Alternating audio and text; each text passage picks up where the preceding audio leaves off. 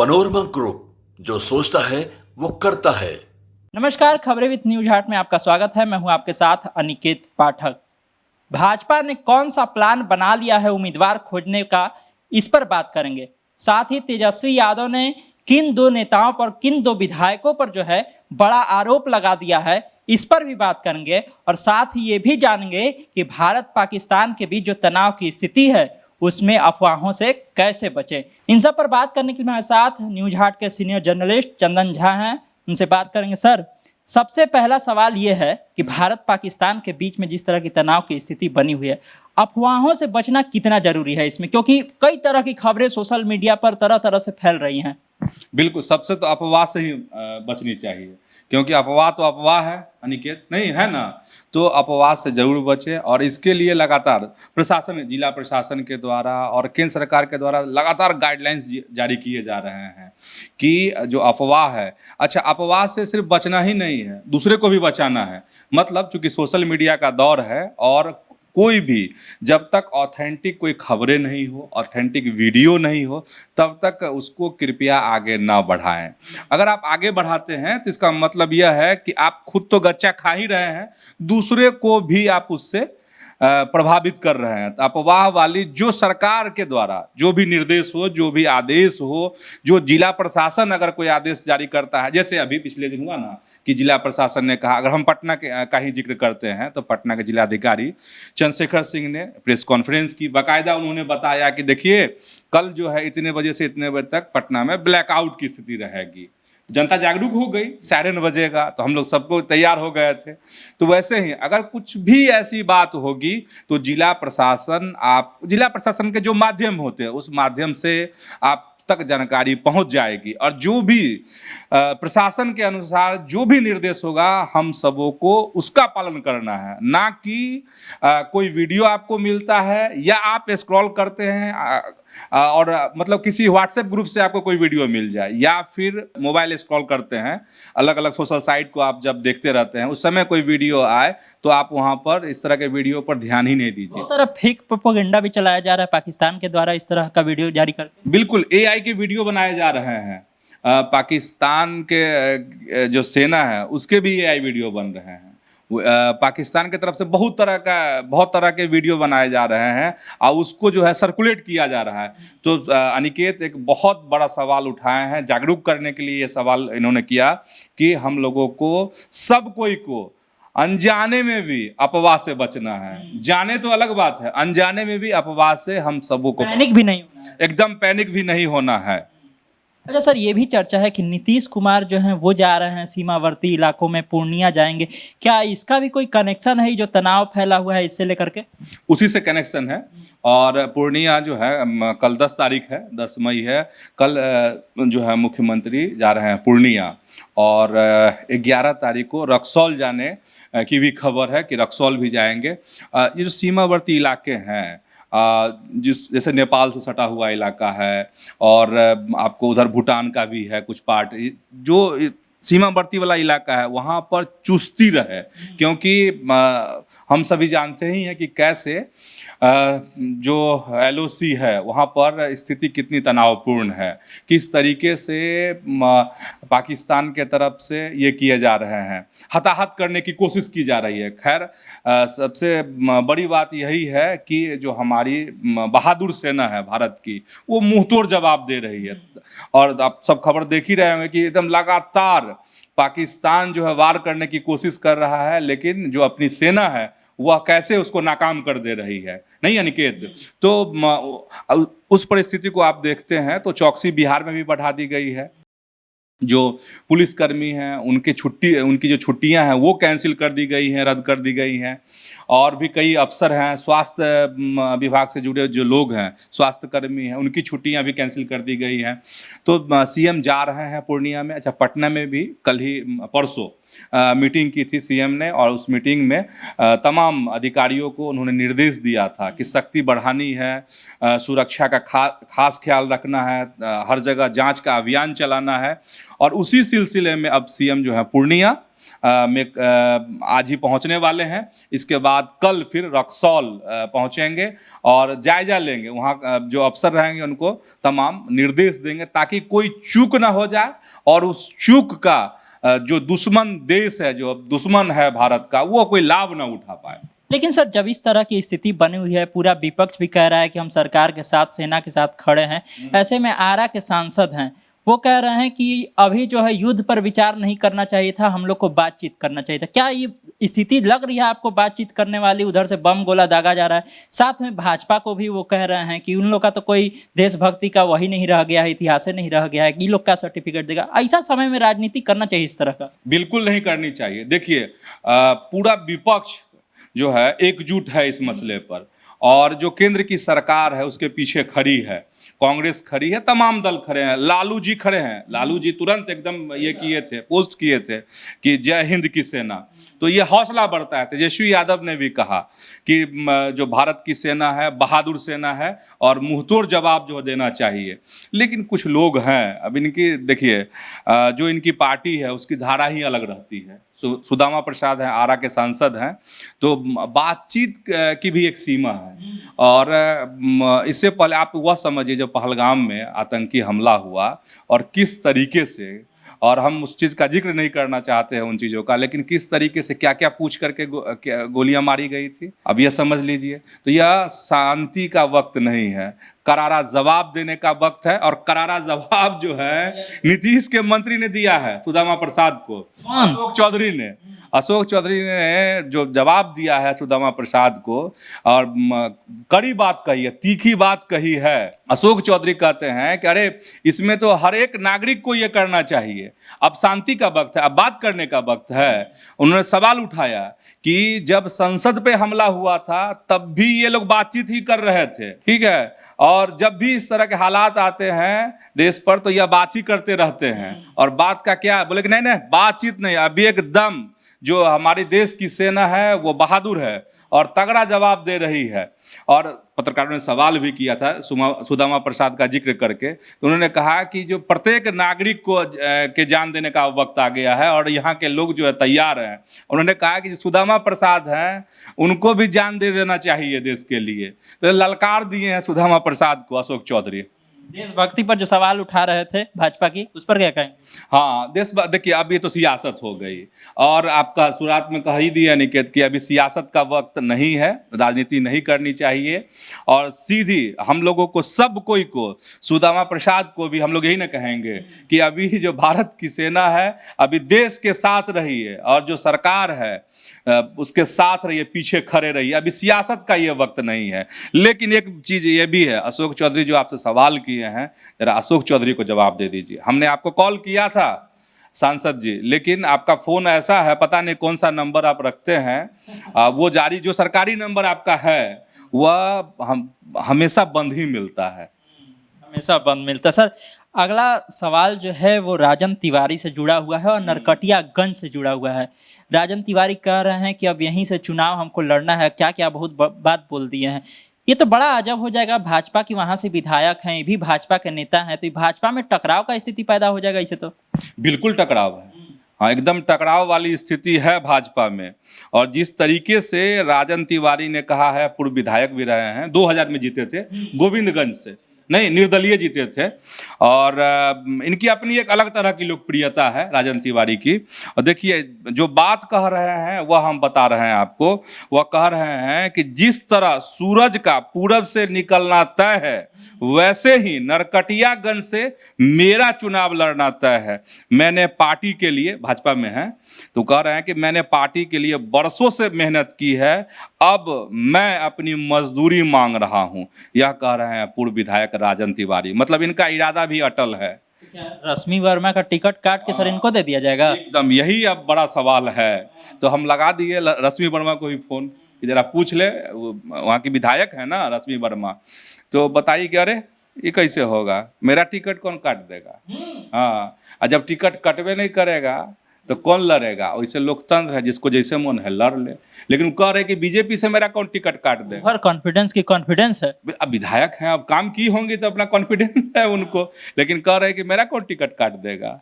और जब ticket cutaway नहीं करेगा तो फिर बीजेपी से दूसरे को टिकट कैसे मिल जाएगा। तो ये है पार्टी की लड़ाई है अब राजन तिवारी और रश्मि वर्मा में। सर ऐसा लगता है कि निर्दलीय भी उतर सकते हैं अगर उनको पार्टी से टिकट नहीं मिलता है, क्योंकि पुराना इतिहास रहा है, निर्दलीय लड़ चुके हैं गोविंदपुर से। हाँ ये है, लेकिन एक चीज़ है, चूंकि शुरुआत में अभी हम कह रहे थे कि इरादा उनका अटल है, तो राजन तिवारी भी कमजोर थोड़ी ना है। अब है कि देखिए पार्टी किसको तरजीह देती है, ये देखने वाली बात होगी। वैसे रश्मि वर्मा को लेकर के अगर कुछ महीनों पहले की अगर बात करेंगे तो कुछ विवाद में रश्मि वर्मा आई थी, पारिवारिक विवाद को लेकर के। तो उस समय में कहा गया कि रश्मि वर्मा से जो प्रदेश नेतृत्व है, उस समय में अध्यक्ष थे सम्राट चौधरी, फिर उस समय उससे पहले संजय जायसवाल, वो नाराज है। तो वाकई में अगर टिकट नहीं मिलेगा तब समझ में आएगा कि नहीं, रश्मि वर्मा से प्रदेश का नेतृत्व नाराज था, टिकट कट गया। यह तब समझ में आएगी बात, क्योंकि रश्मि वर्मा तो स्पष्ट कह रही हैं कि मेरा कौन टिकट काट देगा, और जब टिकट बीजेपी से हमको मिलेगा तो फिर बात ही खत्म है। तो ये अब देखने वाली बात होगी कि रश्मि वर्मा को क्या होता है। वैसे अगर अनिकेत कहें तो हर दल में सियासत है, आपसी सियासत है ना, तो आपसी सियासत भी हो सकती है वहाँ पे, लेकिन नरकटियागंज भी इस बार लग रहा है कि हॉट सीट रहेगी।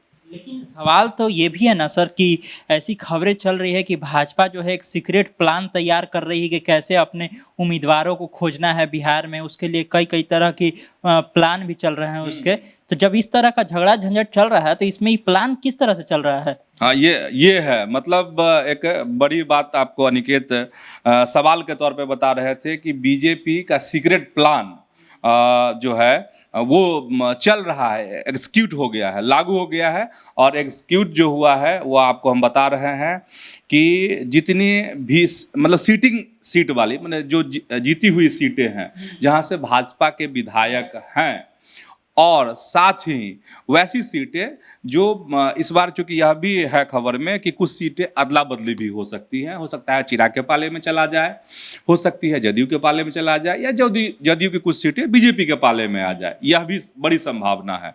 तो ऐसी सीटें, अभी हम विनिंग सीट की बात कर रहे हैं जहां से भाजपा के विधायक हैं, और वहां पर एक उसको सर्वे नहीं कहेंगे, सर्वे से आगे की बात अब हो गई है। बात यह हो गई है कि अलग अलग विधायकों को जिम्मेदारी दी गई थी, अलग अलग जगहों की, अलग अलग विधानसभा क्षेत्र की। अपना विधानसभा छोड़ करके अलग विधानसभा में भेजा गया। हाँ, अपने विधानसभा में नहीं, अपने विधानसभा की अपनी रिपोर्ट कैसे देंगे, इसीलिए अलग विधानसभा की जिम्मेदारी दी गई थी। और एक लेवल की रिपोर्ट जो है प्रदेश नेतृत्व तक पहुंच चुकी है। मतलब यह हम और आपको समझाने की कोशिश करते हैं कि देखिए, एक विधायक को अगर कोई खास सीट की जिम्मेदारी दी गई है तो उन्होंने अपनी रिपोर्ट दी है प्रदेश नेतृत्व को। मतलब उस रिपोर्ट में क्या है, तीन नाम कि अगर टिकट दिया जाए, अगर कोई विधायक वर्तमान में उस सीट से हैं, तो ये कोई जरूरी नहीं है कि उस विधायक का उस रिकमेंडेशन में उस रिपोर्ट में नाम हो। ये खतरे वाली बात है। मतलब तीन नाम देना है, और ये तीनों नाम पहुंच चुका है प्रदेश नेतृत्व को। माने एक लेवल का जो काम है, एक लेवल का काम पूरा हो चुका है। अब 3 लेयर में ये काम होना है, जिसमें से एक लेयर विधायक वाली रिपोर्ट चली गई एक सीट की। अब दूसरे लेयर के जो काम है वो चल रहे हैं। मतलब यह है कि अब एमएलसी जो है अलग अलग सीटों पर जा रहे हैं, वहाँ के लोगों से बातचीत करके, वहाँ के प्रबुद्ध लोगों से बातचीत करके, आम लोगों से बातचीत करके उस सीट की रिपोर्ट वह भी देंगे। मतलब अगर कोई विधायक है, मान लीजिए कि कुम्हरार वाली सीट मान लेते हैं हम लोग, नहीं, कुम्हरार की सीट है पटना की, तो वहाँ की रिपोर्ट जो है एक खास विधायक जी ने दी है, और वह जो रिपोर्ट दी है तो उसमें 3 नाम उन्होंने दे दिए प्रदेश नेतृत्व को। तो यही नहीं है कि फलाने विधायक जी मुहर लगा दिए हैं 3 नाम, तो उसी में से 3 गो है। अब एमएलसी वाली रिपोर्ट जो है जाने वाली है प्रदेश नेतृत्व को। तो हो सकता है कि अगर कोई विधायक कोई खास विधानसभा क्षेत्र के लिए रिपोर्ट अपने दिए हैं, नाम दिए हैं, तो इनसे भी मतलब ये टच कर जाए, मेल खा जाए किस एमएलसी वाली रिपोर्ट से। डबल लेयर स्कैनिंग हो रही है। ये डबल लेयर हो गई। और उससे एक हल्की लेयर है लेकिन मायने है, जिला अध्यक्षों की सूची जाएगी, या नाम कहिए, रिपोर्ट चाहिए कहिए, कि तीसरा जो लेयर होगा वो जिला अध्यक्षों का होगा। तब पहला लेयर का काम पूरा हो चुका है पूरे बिहार में, दूसरे लेयर का काम चल रहा है, तीसरे लेयर का इसके बाद काम होगा। ये बताइए सर कि ये जो तैयारी हो रही है, इसमें केवल उम्मीदवारों के नाम के तौर पर ही दिया जाना है या फिर विधायकों के काम का भी जिक्र है कि किस तरह का काम किया है, किस तरह का रुझान है लोगों में इनके प्रति, ऐसा भी कोई रिपोर्ट है क्या इसमें? उसी आधार पर ये नाम तैयार किए गए हैं। जो भी विधायक जिनको भी जिम्मेदारी दी गई है वह क्षेत्र में जा रहे हैं और उनका 2-3 दिन का प्रवास भी हो रहा है, और प्रवास के दौरान ही इस बात का वह मुआयना कर रहे हैं अपने तरीके से कि पब्लिक क्या चाहती है। क्या पब्लिक जो विधायक हैं उन्हीं को रिपीट करना चाह रही है, या फिर कोई और नाम वहाँ से उभर रहा है, और कौन दावेदार हैं, किस आधार पर उनकी दावेदारी है। इसमें एक अनिकेत बहुत अच्छा सवाल कर रहे हैं, इसमें जातीय जो गुना भाग है उन सब चीज़ों का भी ख्याल रखा गया है। जो रिपोर्ट दी गई है नाम के साथ साथ दिया गया है कि ये कम्बिनेशन है। अब अनिकेत हैं तो क्या है, चंदन हैं तो क्या है, इनको क्यों टिकट दिया जाना चाहिए, ऐसे करके रिपोर्ट गई है प्रदेश नेतृत्व को। चलिए सर, अब हम लोग आते हैं बिस्कोमान चुनाव को लेकर के। मतलब ये कहा जाए तो बीरबल का खिचड़िए बन गया है, अभी से नहीं कितना दिन से पक ही नहीं रहा है। कल कुछ फिर अपडेट आया है बिस्कोमान चुनाव को लेकर के, क्या अपडेट है सर? कुछ अदल बदल हुआ है? हाँ, जो खबर है इसको सूत्रों के हवाले से ही कहें, खबर यही है कि बिस्कोमान बिहार की, कहा जाता है कि बिहार की सबसे ऊंची बिल्डिंग, पटना की और भी ऊंची बिल्डिंग होगी, लेकिन एक उसका अपना इतिहास रहा है, ऐतिहासिक इमारत कहें कि वह है। और बिस्कोमान का जो भवन है तो उस पर कब्जा कहा जाता है कि अब एनडीए का हो गया है, बीजेपी का हो गया है। बीजेपी का इसलिए कि विशाल सिंह बीजेपी से जुड़े हुए हैं, और जो अध्यक्ष और उपाध्यक्ष को लेकर ये था कि कौन ये होगा, तो सूत्रों के हवाले से खबर यही कि वह चुनाव जीत चुके हैं, और उसमें 12 और 8 का ये है अंतर। मतलब अंतर का मतलब ये है कि 12 वोट जो हैं विशाल सिंह को मिले, जबकि वंदना सिंह को 8 वोट मिले हैं। इस तरह की खबरें हैं, आधिकारिक नहीं है। और मतगणना का आया नहीं है ऐसा कुछ? मतगणना अभी नहीं हुई है, वो बाकी है, लेकिन अंदर खाने की खबर तो भी तो बतानी है हम लोग को। और स्पेशल वीडियो हम लोग के चैनल पे है ही, कोई अगर चाहते हैं कि देखना चाहें तो डिटेल में आप जाकर देख सकते हैं।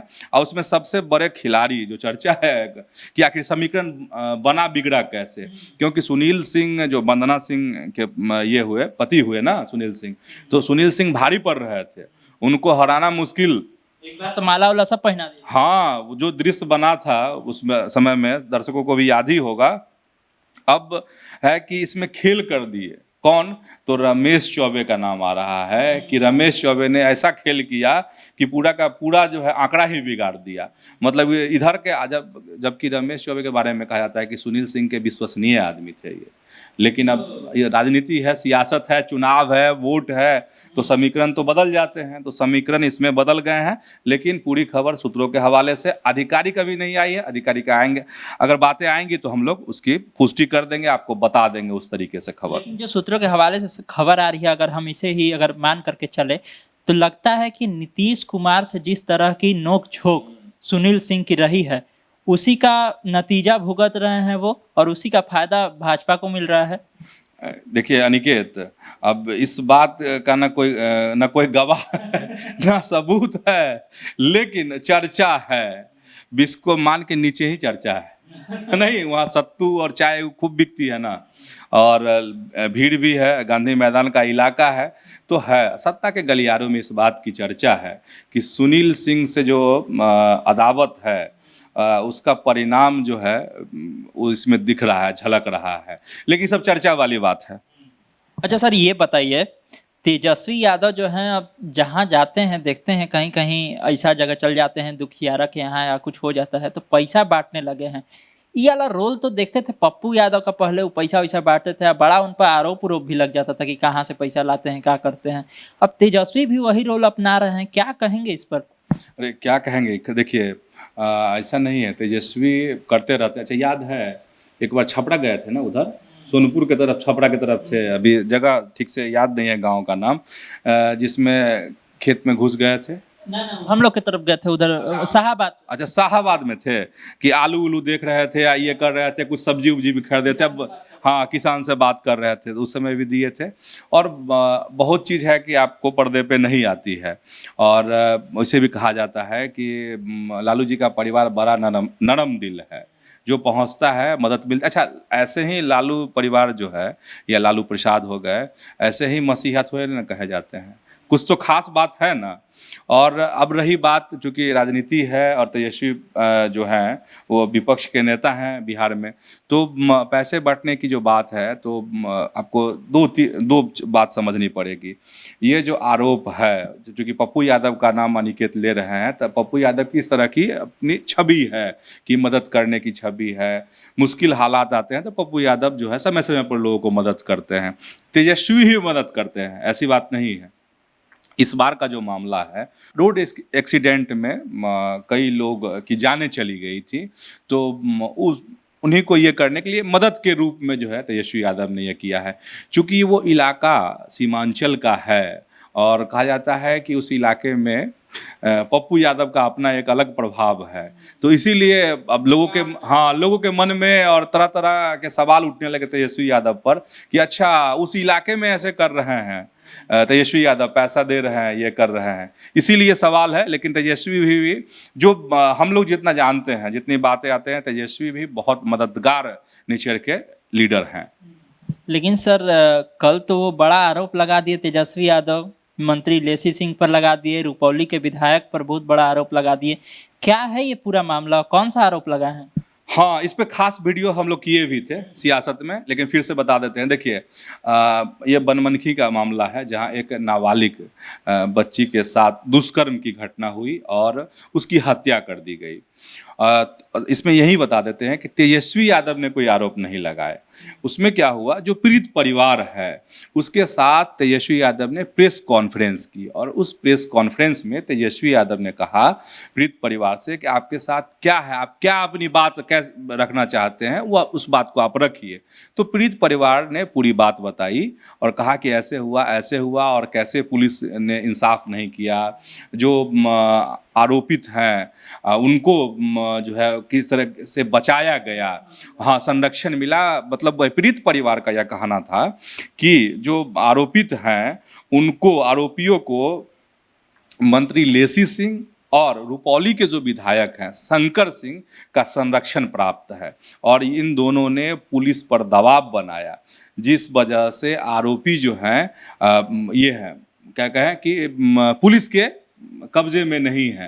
और इस पर तेजस्वी यादव ने जो पहले बात कही, जो अपराध बिहार में बढ़े हैं उसको लेके उन्होंने कहा कि देखिए, बच्ची के साथ दुष्कर्म हुआ, उसकी हत्या कर दी गई, तो आखिर कौन था हत्यारा? कोई तो था, कोई तो ये सवाल तो तेजस्वी यादव का सही है। लेकिन अब सियासत यहाँ समझिए, वह जो इलाका है, लेसी सिंह जो है एक कद्दावर मंत्री हैं, हाँ, उस इलाके में पकड़ है, और नीतीश कुमार का देखते हैं विश्वास भी बहुत है लेसी सिंह पे। तो लेसी सिंह हो गई, निर्दलीय उम्मीदवार के तौर पर रुपौली से उपचुनाव जीते शंकर सिंह, और शंकर सिंह का भी एक अलग वहाँ पर पहचान है उस इलाके में। तो इसीलिए कहा जाता है कि इसमें सियासत है। तेजस्वी यादव ने न्याय की बात उठाई, पीड़ित परिवार के जो दर्द थे उन चीज़ों को सामने रखा, लेकिन कहीं ना कहीं उन्होंने सियासत भी करवा दी उस पीड़ित परिवार के माध्यम से।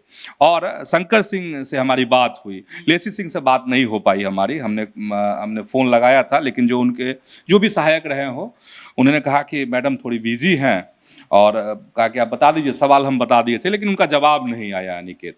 शंकर सिंह ने कहा कि देखिए, ये पूरी की पूरी साजिश है, और जो सियासी साजिश इसलिए है क्योंकि हम विधायक बन गए हैं और मेरी छवि को धूमिल करने की, और चुनाव आने वाले हैं तो मेरी छवि को धूमिल करने की कोशिश की है तेजस्वी यादव ने। और साथ ही शंकर सिंह ने यह भी कहा कि अगर हमने इस तरह के लोगों को बचाया है, तो अगर मेरे इसमें हाथ हैं तो फिर इसको सबूत के तौर पे क्यों नहीं दिया गया, हमने कैसे बचा लिया किसको। हमने कैसे पुलिस पे दबाव बनाया, इसके क्या प्रमाण हैं। तो इस तरीके से शंकर सिंह ने सवाल भी उठाए हैं। मतलब इसमें ठीक है, पीड़ित परिवार को, चूंकि यह घटना जघन्य है, इसको कहीं से जस्टिफाई नहीं किया जा सकता है, और जो दोषी है उसको सजा मिलनी चाहिए अनिकेत। लेकिन जो सियासत जो शुरू हुई है, उस सियासत का बहुत लंबा असर हो सकता है, क्योंकि विधानसभा चुनाव भी होने हैं आगे।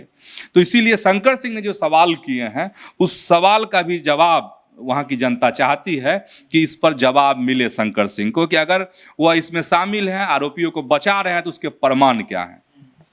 आखिरी सवाल है सर, कल महाराणा प्रताप की जयंती थी और उस पर एक बड़ा कार्यक्रम जो है भाजपा के द्वारा पटना में आयोजित किया गया। तमाम सारे नेता थे भाजपा के और बहुत सारी बातें कही गई। अहम बातें क्या रही और क्या इसका संदेश दिया गया इस आयोजन के जरिए? देखिए, संदेश जो है, चूंकि महाराणा प्रताप, डिप्टी सीएम जो सम्राट चौधरी, उनका जो अगर भाषण कहिए, वो उसकी सार बात अगर हम कहें तो उन्होंने महाराणा प्रताप और भामाशाह की जोड़ी का जिक्र किया, और जो देश के हालात हैं अभी, मतलब चूंकि आप जान ही रहे हैं कि तनातनी चल रही है पाकिस्तान के साथ अपने देश की, तो उसमें जो जिक्र किया उन्होंने कहा कि देखिए, अभी जो जोड़ी है, एक तरफ राजनाथ सिंह है रक्षा मंत्री, तो दूसरी तरफ प्रधानमंत्री हैं, तो भामाशाह और महाराणा प्रताप को जोड़ने की उन्होंने भरपूर कोशिश की। मतलब आप समझ लीजिए कि सियासी संदेश देने की कोशिश हुई है। चुनाव है, नज़दीक चुनाव है, तो ज़बरदस्त संदेश जो है सम्राट चौधरी ने यहाँ पर दिया है। और एकदम जोश में जो मंत्री हैं नीरज बबलू थे, और उन्होंने तो तलवार उलवार निकालने की भी बात कह दी है कि एकदम तैयार रहिए चलने के लिए। और उन्होंने कहा कि बिहारियों को अगर मौका दे दिया जाए तो परिणाम जो है सो ये हो जाएगा, पाकिस्तान पस्त हो जाएगा। ऐसे समय में जोश बढ़ाते रहो। हाँ, नहीं, जोश तो बढ़ाना ही चाहिए, लेकिन जोश बढ़ाने के साथ एक आपत्ति भी आई है, इस पर सवाल खड़े किए हैं। और मुकेश सहनी की पार्टी है वीआईपी, उसने सवाल खड़े किए हैं, कहा कि देखिए, अभी जो है आपदा वाली स्थिति देश पर आ गई है, पाकिस्तान के साथ जो है भिड़ंत हो रही है, गोला बारूद जो है चल रहे हैं, और इस स्थिति में इस तरह के जो आयोजन हैं वो नहीं होने चाहिए। तो एक बड़ा सवाल जो है, जोश तो भर दिया नीरज कुमार जो है, नीरज बबलू मंत्री हैं वो, और बड़ा संदेश भी सियासी दे दिया डिप्टी सीएम सम्राट चौधरी ने। लेकिन मुकेश सहनी का पार्टी का जो ये सवाल है, इसको भी गौर करना पड़ेगा अनिकेत, कि क्या ऐसे हालात में, चूंकि तमाम तरह के अलर्ट जारी किए जा रहे हैं, ऐसे हालात में क्या इस तरह के कार्यक्रम होने चाहिए कि नहीं होने चाहिए। वैसे जैसे ही आप महाराणा प्रताप का नाम लेते हैं, भामाशाह का नाम लेते हैं, तो आपकी बाहें फरक जाती हैं, श्रद्धा से आपके जो सर हैं नतमस्तक हो जाते हैं, और एक अलग तरह का एहसास, ऊर्जा का एहसास आपको होने लगता है। महाराणा प्रताप की जो शख्सियत है उसके बारे में कहना ही क्या, वक्त भी वही है अभी, जो अगर राष्ट्र की बात अगर करते हैं तो। लेकिन उनका ये कहना था कि देखिए किस तरीके से ये लोग वोट को साधने की, मतलब यह कि यह राजपूतों को साधना चाहते हैं, इसलिए वीआईपी ने एक सवाल भी बड़ा खड़ा किया है यहाँ पर। तो देखा आप लोगों ने, तमाम तरह के सवाल थे, तमाम तरह की खबरें थी, जिस पर बहुत ही विस्तार से सर ने सारी बातें बताई हैं। तो इसी तरह खबरों से अपडेट रहने के लिए आप न्यूज़ हाट से जुड़े रहिए। यूट्यूब पर हमें देख रहे हैं तो चैनल को सब्सक्राइब कर लीजिए, फेसबुक देख रहे हैं फेसबुक को लाइक कर लीजिए। धन्यवाद, नमस्कार।